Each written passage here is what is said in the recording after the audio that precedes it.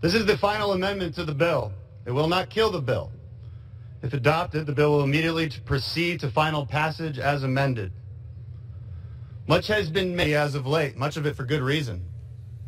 In the end, these concerns, the concerns that many Americans rightfully share, are built around the fundamental notion that our vote should count. Our vote should mean something. And we should know that when we cast it, it is sacred and unchanging. Our vote is a signal of what direction we want our country to move toward. And that vote is an element of trust that we place in the men or women elected to take it in that direction. We vote because this country is governed by the people, by the citizens of this country. And we in this body humbly serve at their pleasure. The quickest way to erode a democracy, erode faith in our institutions, is to erode that trust.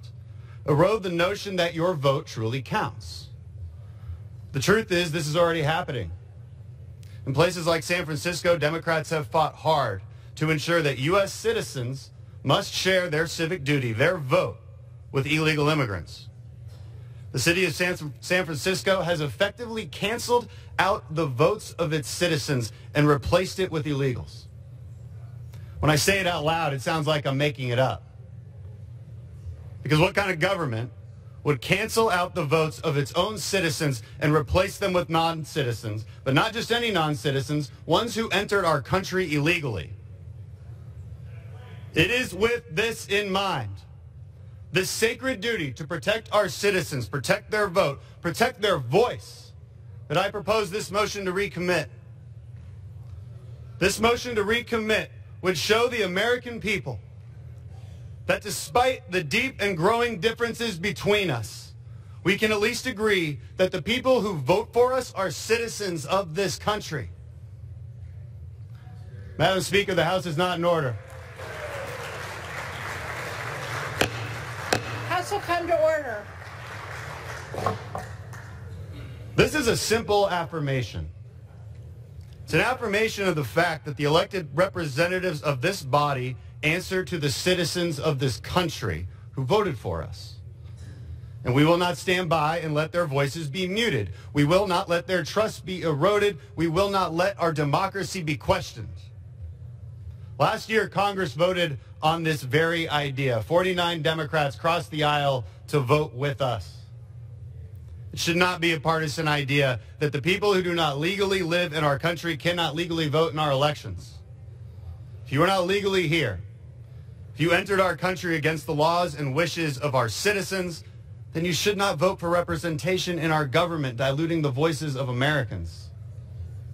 I'm proposing this MTR not because it feels good, not because we want to attack anyone, but because it's clear to all of us that voter integrity actually needs to be defended.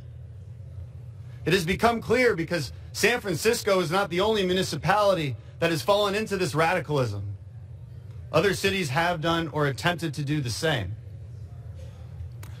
The men and women in this body are here because we were duly elected as such. Madam Speaker, the House is not in order. House will come to order. Gentlemen may proceed. Our citizens expect much of us. They expect us to protect their most fundamental rights, the right to life, liberty, and the pursuit of happiness.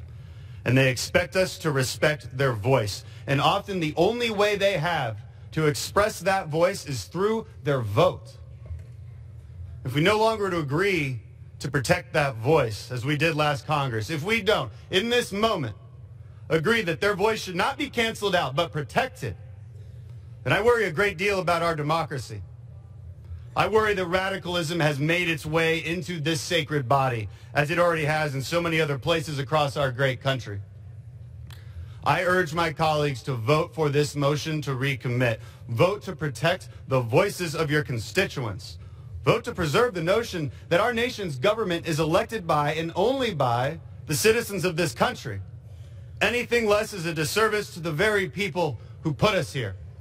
Thank you, Madam Speaker. Gentlemen, yields back.